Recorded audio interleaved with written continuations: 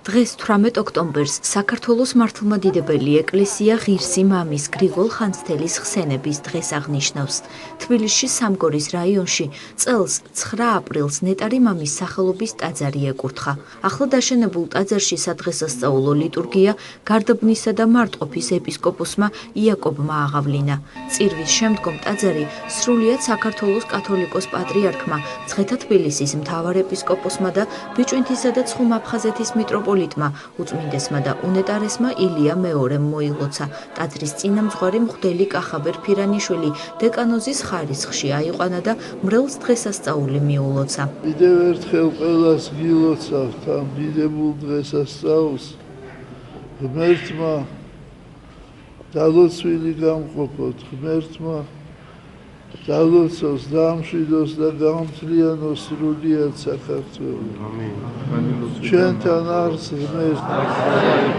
ულოცავს სრულიად საქართველოს დღევანდელ დღეს, წმინდა გრიგოლ ხანძთელის ხსენების დღეა. საქართველოსთვის ძალიან მნიშვნელოვანი და ძალიან დიდი მამა არის და შეეწევს წმინდა გრიგოლ ხანძთელის მადლი ლოცავს სრულიად საქართველოს, თელერს, მის უწმინდესობას.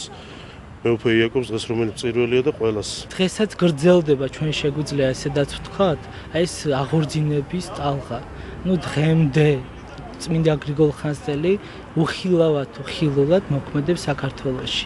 ეს იმას ნიშნავს, რომ მადლმოსილება ღვთაებრივ იმაზე დაებერტყა. როგორც ჯერ კიდევ სიმდაბლით განშვალული პიროვნება პატივსა ხედავ და პატიჟისა მეშინისო. 20 წლის განმავლობაში გაჭიანურდა მისი ტაძრის აგების დღე მისი სახელობის. არც ისე ბევრი გვაქვს ჩვენ წმინდა გრიგოლ ხანძთელის სახელობის ტაძარი. მართლა სიმდაბლით აშენდა შეიძლება თქვათ ეს ტაძარი და გვეწევა წმინდა გრიგოლ ხანძთელი. 20 წელია მთელი ეს უბანი ელოდება ამ ტაძრის გახსნას. ხალხს სურვილი ქონდა, ოცნება ქონდა, რომ ჩვენს უბანში აშენებულია ტაძარი. 1 წლის წინ შევხვდით მამა კახაბეს, რომელმაც ითავა ამ ტაძრის აშენება, დაუდგა მთელი უბანი და მრევლი გვერდში და ძალიან დიდი წვალები და შრომით მამა კახაბერმა მოახერხა ამ ჩვენი ტაძრის აშენება.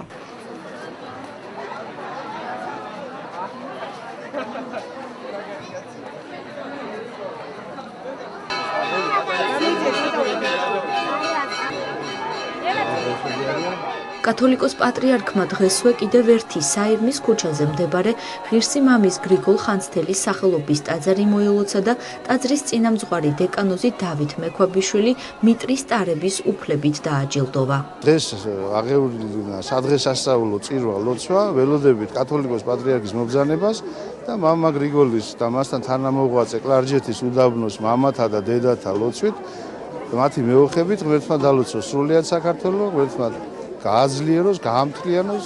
ღირსი მამა გრიგოლ ხანძთელი 759 წელს ქართლში დიდგვაროვანთა ოჯახში დაიბადა.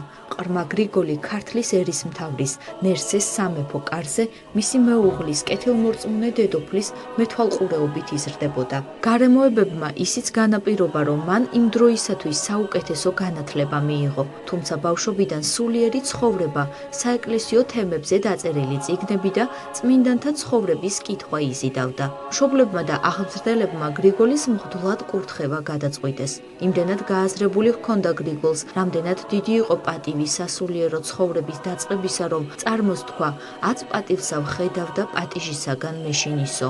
მალე გრიგოლი მღვდლად აკურთხეს, ხოლო შემდეგ როცა მისი ეპისკოპოსად კურთხევა გადაწყვიტეს, ფარულად მიატოვა ქართლი და მერვე საუკუნის 80-იანი წლებიდან მოღვაწეობას კლარჯეთში შეუდგა. ღირსმა მამა გრიგოლ ხანძთელმა საფუძველი ჩაუყარა სამონასტრო ცხოვრებას ტაო-კლარჯეთში. იქ მან ხანძთასა და შატბერდში ააგო მამათა ხოლო გუნათლესა და მერეში დედათა სავანეები. დასავლეთ საქართველოში დააარსა უბისის მონასტერი. წმინდა გრიგოლ ხანძთელის წაბაძვით მისმა მოწაფეებმა იწყეს მონასტრების მშენებლობა იშხანში, ბერეთელთაში, წყაროსთავში, ნეძვში და სხვა ადგილებში. მე-19 საუკუნის 30-იან წლებში იგი კლარჯეთის მონასტერთა არქიმანდრიტად დაადგინეს.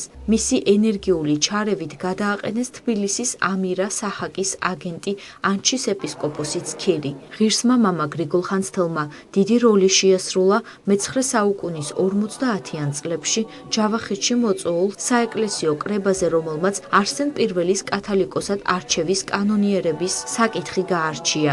სწორედ მისი მხარდაჭერით დარჩა არსენი კათალიკოსად. ღირსი მამა გრიგოლ ხანძთელის ძირითადი საცხოვრებელი ადგილი ხანძთა მისი წყალობით და დიდი შრომის შედეგად ქართული მწიგნობრობის კერად იქცა. ნეტარი მამის ცხოვრება და მოღვაწეობა ვრცლად აღწერა გიორგი მერჩულემ თავის ჰაგიოგრაფიულ თხზულებაში. მწერლის ცნობით, ღირს მამა გრიგოლ საბაწმინდის მონასტრის წესის საფუძველზე თავისი ძმობის წევრთათვის შეუდგენია ქტიტორული ტიბიკონი და შეუთხსავს ჰიმნოგრაფიული კრებული საწელიწდოი იადგარი, მთელი წლის ლიტურგიკული კრებული. ღირსი მამა გრიგოლ ხანძთელი 861 წელს 102 წლის ასაკში გარდაიცვალა. წმინდანის ნეშტი საკუთარი ანდერძისამებრ ხანძთის მონასტერში დაკრძალეს. თბილისში ნეტარი მამის გრიგოლ ხანძთელის სახელობის მხოლოდ 2, ქალაქ რუსთავში კი 1 ტაძარი არსებობს. განსაკუთრებით სასიხარულოა ის ფაქტი, რომ რამდენიმე წლის წინ საქართველოს საპატრიარქოსა და ამერიკაში მცხოვრები ქართველების დიდი მონდომებით ღირსი მამის გრიგოლ ხანძთელის სახელობის ტაძარი ამერიკის შეერთებულ შტატებში, ქალაქ ნიუ-ჯერსიშიც იკურთხა. როდესაც სემინარია აკადემიაში სწავლა იწყება, სრულიად საქართველოს კათოლიკოს პატრიარქი, მცხეთა თბილისის მთავარ ეპისკოპოსი და ბიჭვინთისა და ცხუმა აფხაზეთის მიტროპოლიტი, უწმინდესი და უნეტარესი ილია მეორე თავისივე დაარსებულ სასწავლებელში მიბრძანდება ხოლმე. საქართველოს ეკლესიის მეთაური აკადემიას სემინარიის სტუდენტებს ტრადიციულად წელსაც შეხვდა და დალოცა. მე მახსენდება, როგორ დავიწყეთ 4-5 კაცით. ბრძანა დღეს სასწავლებელში ყოფნისას სრულიად საქართველოს კათოლიკოს პატრიარქმა, უწმინდესმა და უნეტარესმა ილია მეორემ. მართლა 1973 წლის 14 ოქტომბერს მცხეთაში სრულიად საქართველოს კათოლიკოს პატრიარქ ეფრემ მეორის ლოცვა-კურთხევით გახსნილ საღვთისმეტყველო კურსებზე რამდენიმე ადამიანი ირიცხებოდა. 2 წლის შემდეგ კი კურსები სასულიერო სემინარიად გადაკეთდა, რომლის პირველი რექტორი სრულიად საქართველოს კათოლიკოს პატრიარქი, უწმინდესი და უნეტარესი ილია მეორე იყო. 1988 წლიდან სასულიერო სემინარია და აკადემია თბილისში დაარსდა. შემდეგ წლებში აკადემიასთან გაიხსნა საღვთისმეტყველო ინსტიტუტი, ხატწერის, რესტავრაციისა და გამოყენებითი ხელოვნების ფაკულტეტები. სასულიერო სასწავლებელთან არსებობს დეკორატიული მებაღეობისა და ეკოლოგიის ინსტიტუტი, ასევე საეკლესიო გალობისა და სიმღერის უმაღლესი სასწავლებელი. 46 წლის წინ გახსნილ სასულიერო სემინარიაში მხოლოდ 4 სტუდენტი სწავლობდა. დღეს კი მათი რიცხვი 2400-ს აღწევს. პირველი ცხოვრისა ყველას მოგისალმებით. და მე მინდა გითხრათ, რომ ძალიან მომენატრეთ. დიდი ხანია არ მინახეთ. მე მინდა ვთქვა, რომ რაც საოცრება მოხდა ჩვენი ეკლესია თითქმის შეიძლება დავარქვათ ეკლესიას როგორც ხელთუქმნელი ეკლესია. აი მსოფლიოში არ არის ასეთი აქტიური ეკლესია როგორც ჩვენთან. და ეს არის ღვთის დიდი წყალობა და არა ჩვენი დამსახურება. მე მახსენდება რით დავიწყეთ, ჩვენ დავიწყეთ 4-5 კაცით. მე ვიყავი პირველი რექტორი მცხეთაში და მთავრობამ დაგვშტონება, რომ გახსნილიყო ეს საღვთისმეტყველო კურსები ერთხელ. მე გადავარქვით სემინარია, მე აკადემია. მე მინდა გითხრათ ასევე, რომ ჩვენ ყველანი, მეც თქვენც უნდა ვიყოთ მარილი ჩვენი ხალხის. ჩვენ უნდა ვიყოთ მაგალითი. ხანდახან ვერ გამოგვდის, მაგრამ ჩვენ უნდა ვაიზმოთ ჩვენი თავი. და მე მინდა ასევე ვთქვა, რომ ვინც დაძლევს თავის თავს, ის დაძლევს მთელ მსოფლიოს. მე გილოცავთ დღევანდელ დღესასწაულს გრიგოლ ხანძთელის დღესასწაულს და მე გილოცავთ წმინდა კათოლიკოს პატრიარქის ამბროსის დღესასწაულს. ჩვენ არ უნდა დაგვავიწყდეს დავით აღმაშენებელის ანდერძი, რომ სასწავლებელი არის მეორე ათენა და ახალი იერუსალიმი, ანუ სულიერება და ცოდნა, ბრძანა კათოლიკოს პატრიარქმა სტუდენტებთან საუბრისას. სემინარია გაიხსნა მცხეთაში, უდიდესი მაშინ მიტროპოლიტის ხარისხი იყო რექტორი სემინარიის და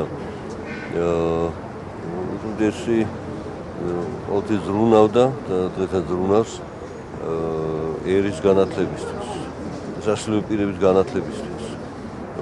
მხოლოდ განათლებული ერი, განათლებული მორწმუნე ადამიანი იქნება წარმატებული ღვთისწინაში და კაცთა წინაშე. აი ეს თავის მზრუნველობას უდიდესი არ აკლებს დღემდე. ყოველთვის მოიცლის და მოდის ესაუბრება. დღეს უწმინდესი მობრძანდება თბილისის სასულიერო აკადემიისა და სემინარიაში. მისი მობრძანების მიზანი ალბათ ის არის, რომ მას ჩვენი სტუდენტები ძალიან უყვარს და ჩვენის მხრივ ჩვენ შეგვიძლია მხოლოდ ის გავაკეთოთ, რომ მისი დიდი ღვაწლი, რაც სემინარი აკადემიისადმი მიუძღვის, ის დავაფასოთ და შევასრულოთ ის ლოცვა კურთხევა, რასაც იგი ყოველ შაბათ-კვირას, ყოველ ქადაგებაში აღნიშნავს. და რადგან ჩვენი სტუდენტები მის უშუალო დაქვემდებარებაში ვართ, ჩვენ ყველაზე მეტად უნდა ვცდილობდეთ იმას, რომ მისი ლოცვა კურთხევა შევასრულოთ. დღესვე სრულიად საქართველოს კათოლიკოს პატრიარქმა, უწმინდესმა და უნეტარესმა ილია მეორემ სიონის საპატრიარქო ტაძარში წმინდა ამბროსი აღმსარებლის საფლავთან პარაკლისი აღავლინა. ზუსტად 150 წლის წინ მარტვილის რაიონის სოფელ ინჩხურში საქართველოს მომავალი კათოლიკოს პატრიარქი დაიბადა. იგი დაუღალავად იბრძოდა საქართველოს ავტოკეფალიის აღდგენისთვის, რის გამოც რუსეთში იქნა გადასახლებული. წმინდა ამბროსი აღმსარებელი 1921-27 წლებში უძიმეს პოლიტიკურ სიტუაციაში მართავდა საპატრიარქო ტახტს. სრულიად საქართველოს კათოლიკოს პატრიარქმა, უწმინდესმა და უნეტარესმა ილია მეორემ ქადაგებაში წმინდა ამბროსი ხელაიასა და წმინდა გრიგოლ ხანძთელის ღვაწლზე ისაუბრა. დღევანდელ დღეს საქართველოს მართლმადიდებელი ეკლესია წმინდა გრიგოლ ხანძთელის ხსენების დღეს აღნიშნავს, რომელმაც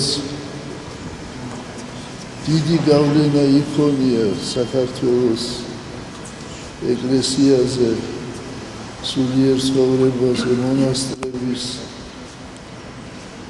მონასტრული მოღვაწეობის მსვლელობაზე და დღეს არის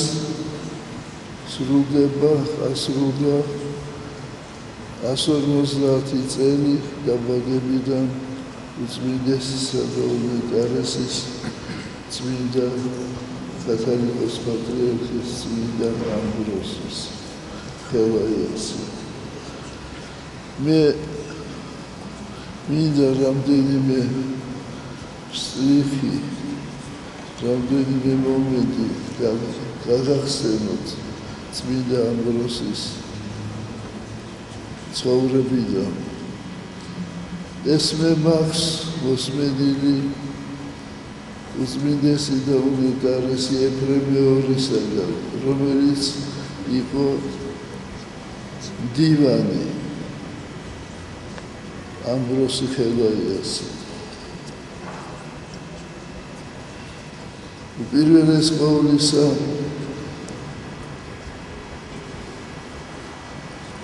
წმინდესი და უნეტარესი ამბროსი ხელაია იყო უდიდესი პიროვნება თავისი განათლებით. მას ჰქონდა დამთავრებული სასულიერო აკადემია და სემინარია და აკადემია. იგი გამოირჩეოდა თავისი სულიერობით და ლეონიდეს შემდეგ იყო არჩეული კათოლიკოს პატრიარქი. უნდა ითქვას, რომ ძალიან მძიმე პერიოდი შეხვდა მას.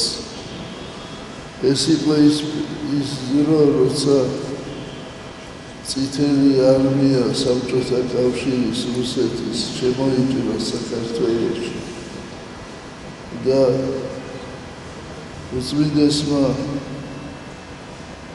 გაგზავნა გენუის კონფერენციაზე თავისი პროტესტი, მემორანდუმი, სადაც აღნიშნავდა, რომ ეს არიან დამპყრობელები და თხოვობდა დახმარებას. ამის გამო უწმიდესი დააპატიმრეს და იმყოფებოდა მეტეხის ციხეში. დააპატიმრეს თითქმის მთელი სინოდი. და აი ამ საპატრიარქოს შენობაში, სადაც ახლა მე ვარ, მხოლოდ ერთი დივანი დარჩა. დელმონოზონი ეფრემ სიგამონიძე, რომელიც შემდეგ გახდა პატრიარქი. მას მიუსაჯეს დახვრეტა და მას მისცეს უკანასკნელი სიტყვა. მათ ეგონა, რომ ამბროსი ხელაია დაიწყებდა თხოვნას, რომ შემიდეთ, მაპატიეთ, მაგრამ მან თქვა ისტორიული სიტყვები. ჩემი სული ეკუთვნის ღმერთს, გული საქართველოს და ამ სხეულს, რაც გილდათ ის უქენით. მაგრამ მთელი ქართველი ხალხი აღდგა მის დასაცავად და ეს დახვრეტა შეუცვალეს პატიმრობით. და ძალიან დაუძურდა ციხეში. აქ იყო რაღაც პარტიული სხდომა, რომელსაც ესწრებოდა კალინინი და მისი ბრძანებით ის ამბროსი ხელაია გამოუშვეს ციხიდან. და უწმიდესი ეფრემ მეორე იხსენებდა, რომ როცა ადამიანი შემოდიოდა ეზოში, მე ვიყურებოდი აივნიდან ჩემ წასაყვანად ხო არ მოიდენო და შემოიდაო ფაიტონიო და ფაიტონიდან გადმოვიდა პატრიარქი. და მე დავიქეციო და შევხვდიო და ხუმრობით უთხარიო, უწმიდესო, ხო არ გამოიქეციო ციხიდან? არაო, მეც არ ვიცი, რატომ გამომიშვესო და მოიყვანეს ეს ფაიტონი და წადის სახლში. იმდენად დაუძლურებული იყო უწმიდესი, რომ წირვა ლოცვა ვერ შეეძლო. მერე ძალიან სთხოვეს მორწმუნეებმა, რომ აი მარტო ჯვარი გადასახეო სიორში აღსავლის კარიდან ხალხმა დაგინახოს. აი მოიყვანეს აქ და გადასახა ჯვარი და დაკარგება და დაეცა. მთელი ხალხი დაჩოქილი იყო და ტიროდა.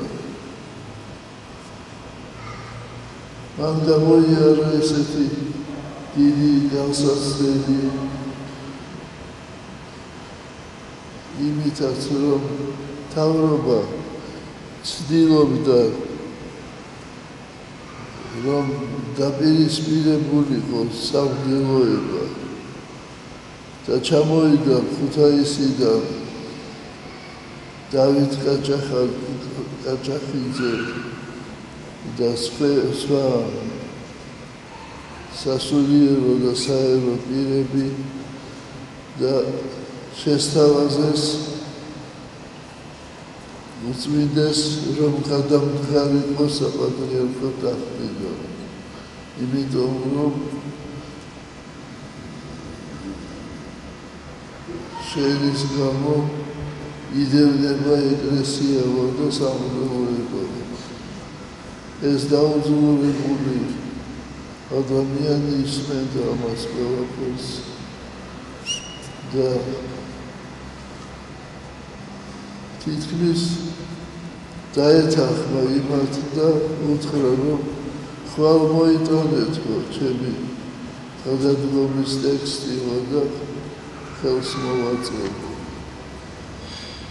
და უწმინდეს ეფრემს ახალგაზრდა მოძღვარი იყო მდელმონოზოვი უთქვამს რომ უწმინდესო არავით არ შეგვიძლია თქვენ არ გაქვთ უფლება გადაიდგეთ თქვენ მარტო ქუთაისის არჩეული ხო არ ხართ თქვენ ხართ არჩეული მთელი საქართველოს და ეს იქნება ღალატიო ჩვენი ერისა და ეკლესიისა თქვენ გადადგებით და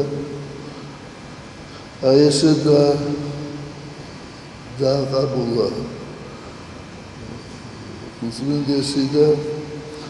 უწმინდესი ეფრემი ამბობდა რომ მე მოვამზადე ონის ჯოხიო ესეთი ჭუჭყიანი ჩხვრითავო და რომ შემოვიდენო ის მიტროპოლიტი კაჭახიძე დავსვიო სავარძელშიო როგორც მდელმთავარი და სხვებს დაუწყეცემაო არ ხვცხვენიან თო ასეთი დაუძლურებული პატრიარქიაო და თქვენ ასეთ რამეს დავაზობთ და გამყარეს სახლიდან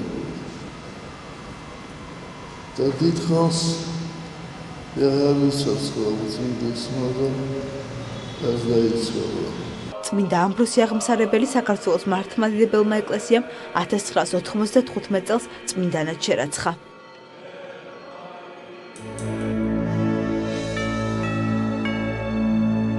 არინე თქვენ მოკალით ვერა აზდაკი რიჩარდ მესამე ვარვარე თუთაბერი კირილე მიმინოშვილი მის სახელს არაერთი სახასიათო როლი უკავშირდება იგი შექსპირული რეპერტუარის ერთ-ერთ საუკეთესო შემსრულებლად აღიარეს მის შემოქმედებას მსოფლიოს მრავალ ქვეყანაში იცნობდნენ უყვარდათ და პატივს სცემდნენ არაერთი საერთაშორისო ჯილდოსა და პრემიის მფლობელი სახალხო არტისტი რუსთაველის თეატრის მსახიობი რამაზ ჩხიკვაძე 83 წლის ასაკში ხანგრძლივი ავადმყოფობის შედეგად გარდაიცვალა.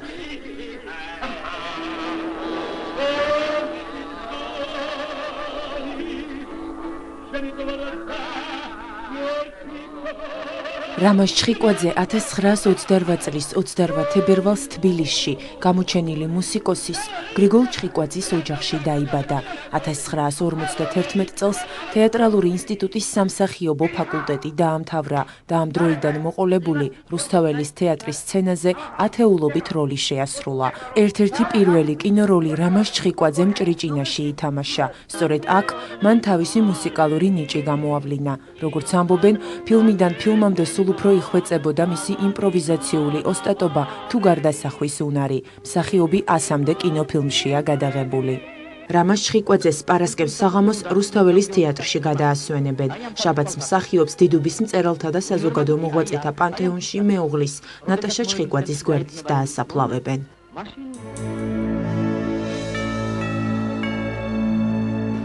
გამოჩენილი ქართველი მეცნიერის რაფიელ აგლაძის 100 წლის თავისადმი მიძღვნილ ღონისძიებას მეცნიერებათა ეროვნულმა აკადემიამ უმასპინძლა.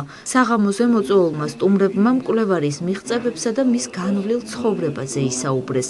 ქართული ელექტროქიმიური სკოლის ფუძემდებლის რაფიელ აგლაძის სახელს საქართველოში გამოყენებითი ქიმიის მეცნიერული და ტექნოლოგიური საფუძვლების შექმნა უკავშირდება. ასევე მისი უშუალო თაოსნობით არაერთი სამეცნიერო და კვლევითი ინსტიტუტი დაარსდა. იუბილეს დასასრულს დოკუმენტური ფილმის რაფიელ აგლაძის პრეზენტაცია გაიმართა. პოლიტექნიკური ინსტიტუტის ელექტროქიმიურ წარმოებათა ტექნოლოგიის კათედრის გამგე პროფესორი რაფიელ აგლაძე ავტორია რამოდენიმე სახელმძღვანელოსი, რომელიც დღესაც გამოიყენება როგორც ძირითადი სახელმძღვანელო ქიმიური ტექნოლოგიური პროფილის უმაღლესი სასწავლებლების სტუდენტებისათვის.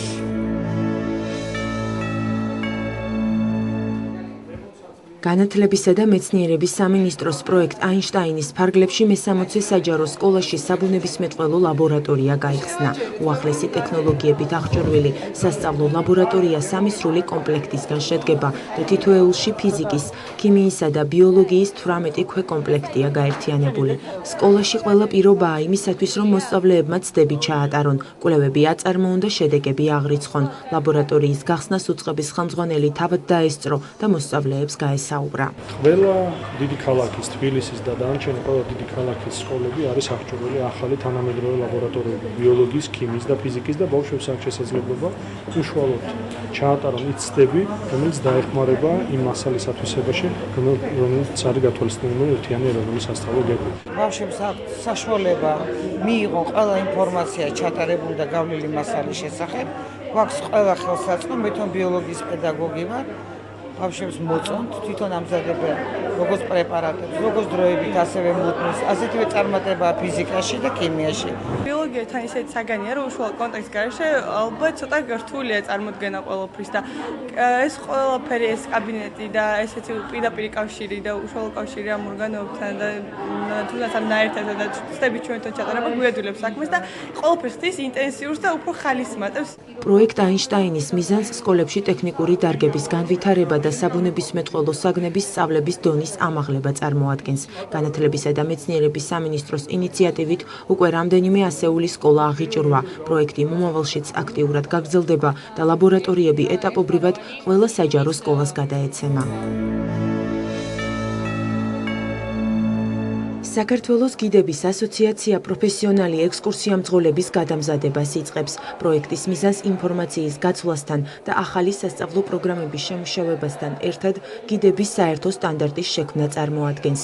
სამუზეუმო ხელოვნების ტურების ფარგლებში მონაწილეებს ტურიზმის სფეროს ექსპერტები და ასოციაციის წევრები ქართული ხელოვნების ნიმუშების შესახებ ამომწურავ ინფორმაციას მიაწვდიან. შეხვედრების ფარგლებში თბილისის სხვადასხვა მუზეუმებში გასვლითი ტურები მოეწყობა. პირველ შეხვედრას ლადო გუდიაშვილის სახელობის საგამოფენო ცენტრმა უმასპინძლა. გვინდა რომ ეს აქტიურად ჩაჯდეს თბილისის ტურისტულ მარშრუტებში და ესევე გვინდა რომ ჩვენმა გიდებმა გაიაროს სათანადო მომზადება საიმისოთ რომ ლადო გუდიაშვილის საგამოფენო დარბაზში და ესევე სხვა ადგილებში გაუძღვენ, ესე იგი ექსკურსიამძღოლობა გაუწიონ უცხოელ ტურისტებს თუ ადგილობრივ დამთვალიერებას. მნიშვნელოვანი ფაქტორია, რომ ფართო საზოგადოებამ გაიცნოს ბატონობის შემოქმედება და ასე ვთქვათ ის ნამუშევრები, რომელიც დღეს დარბაზშია გამოფენილი, ეს არის 40-50 წლების სატირული გრაფიკა. დავდივარ გიდების კურსებზე, იმიტომ რომ ძალიან მნიშვნელოვანია და საერთოდ პროფესია მაინტერესებს.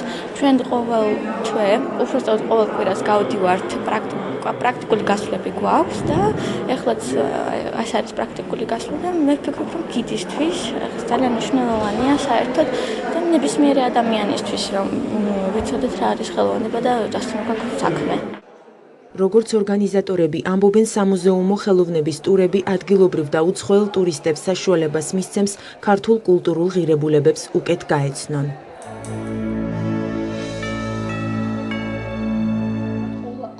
კონსერვატიზმის ისტორია პიტერ ვიერეკის თარგზე.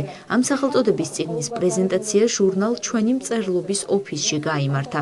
როსტომ და პაატა ჩხეიძეების ახალ ნაშრომში მკითხველს საშუალება ეძლევა კონსერვატიზმის სრულ ისტორიას გაეცნოს. გამოცემა ავტორებმა ექვთიმე მთაწმინდელის მთარგმნელობითი მეთოდით გადმოაქართულეს. წიგნი ამერიკელი ავტორის პიტერ ვიერეკის ნაშრომზე დაყრდნობით გამოიცა. შევავსეთ უამრავი მასალით, არა მარტო ქართული სამყაროდან, არამედ იმ გარემოდან, რაზეც თვითონ პიტერ ვიერეკი წერდა. ისე რომ ამ წიგნს ყავს სამი ავტორი.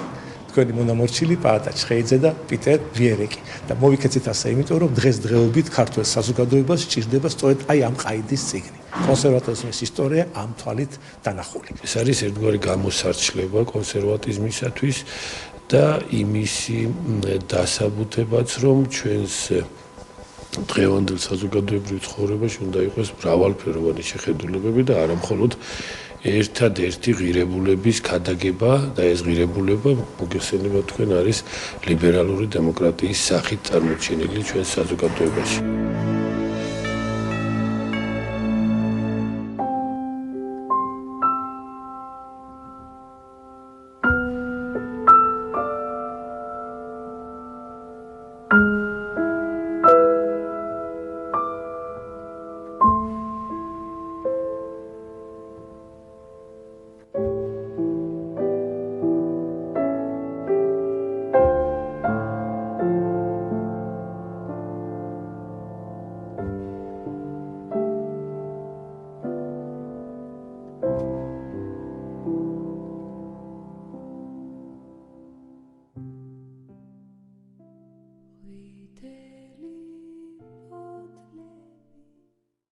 ფშავში სოფელ ჩარგალში ვაჟა-ფშაველას სახლ-მუზეუმთან ახლოს მდებარე ეს ეკლესია რამდენიმე საუკუნეს ითვლის. ბაზილიკური ტიპის ტაძარში წლების წინ წირვა-ლოცვას ვაჟა-ფშაველას მამა, მღვდელი პავლე რაზიკაშვილი აღავლენდა. გადმოცემის თანახმად პოეტს ამ ადგილას ამოსვლა და წერა განსაკუთრებულად უყვარდა. პავლე რაზიკაშვილის გარდაცვალების შემდეგ ტაძარში ღვთისმსახურება შეწყდა. წლების განმავლობაში აქ რამდენიმე ღვთისმსახური მოღვაწეობდა.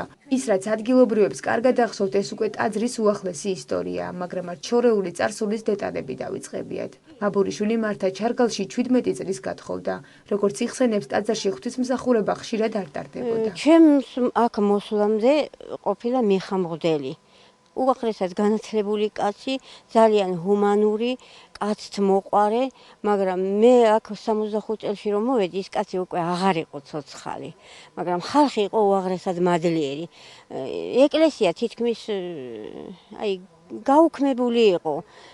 ძალიან ცოტა მლოცველი თუ მოდიოდა და მე ისაც თანდათანობით შეწყდა. ესეთი ფორმით იყო რამე შეიცვალა და არ იყო, უფრო ჩამონგრეული იყო. მე აღადგინეს, მაგრამ ძალიან უკვე აი ძალიან გვიან აღადგინეს. ბოლო რამდენიმე წელია სხვადასხვა დღესასწაულებზე ფშავ-ხევსურეთის მიტროპოლიტი თადეოზი ამ ადგილს ხშირად სტუმრობს და წირვა-ლოცვასთან ერთად ტაძრის ეზოში დაკრძალულ გარდაცვლილთა სულების მოსახსენიებელ პანაშვიდს იხდის. სრულიად საქართველოს კათოლიკოს პატრიარქის, მცხეთა თბილისის მთავარეპისკოპოსის და ბიჭვინთისა და ცხუმ-აფხაზეთის მიტროპოლიტის, უწმიდესისა და უნეტარესის ილია მეორის ლოცვა-კურთხევითა და მიტროპოლიტ თადეოზის ინიციატივით წმინდა გიორგის სახელობის ტაძარში ღვთისმსახურება დღეიდან ყოველ კვირას აღევლინება. ტაძრის წინამძღვრად მღვდელი იოსებ გაჩავა იკურთხა. უწმინდეს ძალიან ტკივა ფშავ-ხევსურეთი და ეს იყო ესეთი გადაწყვეტილების მიღება, რომ არანაკლები ისე კუთხიდან წამომიყვანეს. მე ვიყავი მესხეთში.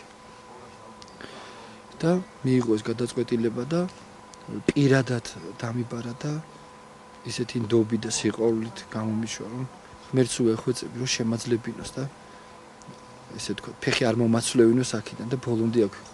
ეს ტაძარი წლების განმავლობაში აღარ ფუნქციონირებდა და ჩვენი უწმინდესის ლოცვა-კურთხევით და მამაოს ძალისხმევით აღვადგინეთ ეს ტაძარი. აი აქაურმა პირველ რიგში აქაურმა ხალხმა ემუშავა ძალიან ბევრი ჩარგლებმა. და თბილისელებმაც შემოსწირეს რაღაცები ისეთი რაც სჭირდებოდა ტაძარს. პირველ წირვა-ლოცვას ფშაველები განსაკუთრებული სიხარულით ხვდებიან. ამბობენ, რომ ტაძრამდე გზა გასაკეთებელია, მაგრამ მოსვლას ზამთარში შეძლებენ.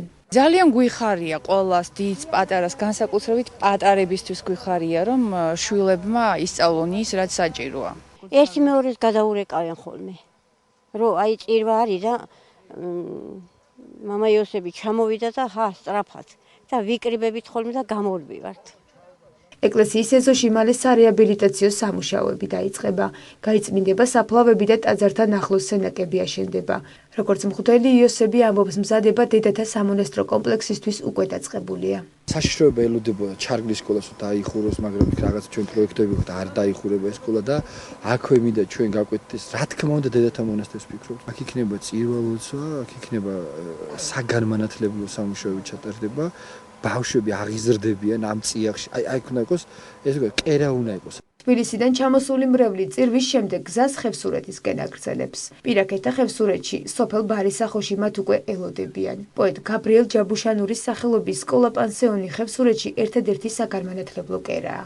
აქ მოზარდები სხვადასხვა სოფლებიდან დადიან. სკოლა 1890 წელს დაარსდა და მას სათავეში ვაჟა ფშაველას ძმა ბაჩანა ჩაუდგა. მას შემდეგ ფუნქციონირება არ შეუწყვიტავს. ინტერნატი ბოლოს საქართველოს კანონებით როგორც ასეთი აღარ არსებობს, მაგრამ არის გადაკეთდა პანსიონატ, რომელიც ინახავს თვითონ დუშეთის რაიონი. თავისი ხარჯებით და იმ ბავშვებს, რომლებიც ხევსურეთის სოფლებიდან სწავლობენ და მათ ყოველდღიურად სიარული არ შეუძლია სკოლაში, ისინი აქვე ცხოვრობენ. იმისათვის, რომ სწავლის პროცესი წარმატებით მიმდინარეობდეს და მოსწავლეებს სახელმძღვანელოების პრობლემა არ შეექმნათ, მონაზონის სიდონია ყაჭიაშვილი და მღვდელი იოსები ძალღონეს არიშურებენ. სხვადასხვა საჩუქრებითა და საყოფაცხოვრებო ნივთებით მოსახლეობას ხშირად ეხმარებიან. შემოდის საჩუქრების სახით სახელმძღვანელოები ჩვენი ბავშვებისთვის. აი დღეს საჩუქრად გაძმოგვეცა გამომცემლობა ინტელექტისგან გამოგზავნილი სახელმძღვანელოები, გამომცემლობა არტანუჯმაც მოგვაწოდა თავისი წიგნები, რითაც დიდი მადლიერება მინდა გამოვხატო ამ ორი გამომცემლობის და სხვა ხალხის მიმართ. მარიამ საგინაშვილი ერთ-ერთი მათგანია, რომელიც სკოლაში წელს მივიდა. ის დედასთან ერთად თბილისიდან ჩამოვიდა. ხევსურეთში დასახლდა და როგორც ამბობს, აქ უკვე ბევრი მეგობარი წყავს. მივიღე მონაწილეობა კონკურსში ასწავლე საქართველოსთვის, გავიმარჯვე მაღალმთიან რეგიონებში პედაგოგებს აგზავნებდნენ დასასაქმებლად და მოვხვდი ხევსურეთში, აი ამ ლამაზ კუთხეში, მუსიკის მასწავლებლად. ჩემი შვილი, პატარა მარიამი, პირველი კლასის ახსაზრდელია უკვე და ამიტომ აქეთ გადმოვიყვანე, შემოვიყვანე ამ სკოლაში. ის რაც აქ მოსახლეობას ყველაზე მეტად ახარებს ჩასული სტუმარია. დღეს კი სტუმრად პოეტები მიდიან. მათთან დასახვედრად თითოეულმა სხვადასხვა ნომერი მოამზადა. ტრადიციულ ტანისამოში გამოწყობილებს სურვილი აქვთ საკუთარი კუთხე, რაც შეიძლება კარგად წარმოაჩინონ და სტუმრებს თავი განსაკუთრებულად დაამახსოვრონ. ასეთი შეხვედრები ძალიან დიდი მადლია, ძალიან დიდი სიკეთის მომტანია, ძალიან დიდი იმედის მომცემია. ასეთი ღონისძიებები არაა ხშირად, რადგან ხალხი არ არის აქ და მეტად არ აქცევენ ყურადღებას და ჩვენ კიდევ ვცდილობთ, რომ ხალხი მოვიზიტოთ აქაც რაღაც ჩვენი პატარა ზეიმებით, რაღაც სიმღერებით, ცეკვებით, ცოტა ხალხი გავართოთ და ვეცადოთ, რომ ის ხალხი მოვიზიტოთ ხევსურეთში. მე როგორც ამ სკოლის მოსწავლე და ამ კუთხის შვილი, ყოველთვის ვეცდები, რომ ყურადღება მივაქციო ამ კუთხეს და ამ სკოლას. და მეც ისე ვენერვიულობ, როგორც ეს პატარა ბავშვი ენერვიულობდა, მე ხა ცეკვავდნენ, მღეროდნენ და ლექსებს კითხულობდნენ. ყველა გოჯია მიწის მერწმის ღონისძიება სახელწოდებით მე მიყვარს მთა და ლექსებისა და სიმღერების ზეიმი აქ უკვე ტრადიციაა და მონაზონ სიდონიას ინიციატივითა და ახალგაზრდა პოეტების ძალისხმევით ყოველწლიურად იმართება. როგორც ორგანიზატორები ამბობენ, მსგავსი სახის შეხვედრები ყოველ წელს უფრო მასშტაბურ ხასიათს იღებს და ის მომავალშიც აქტიურად გაგრძელდება. საღამო კი რომელმაც თითოეულის გულში სიყვარულის მუხტი კიდევ ერთხელ გააღვიძა და ძველი ტრადიციები გაახსენა უკვე ისტორიაა. ისტორია, რომელიც ხევსური მოსახლეობის მეხსიერებაში ერთ-ერთ თბილ მოგონებად დარჩება.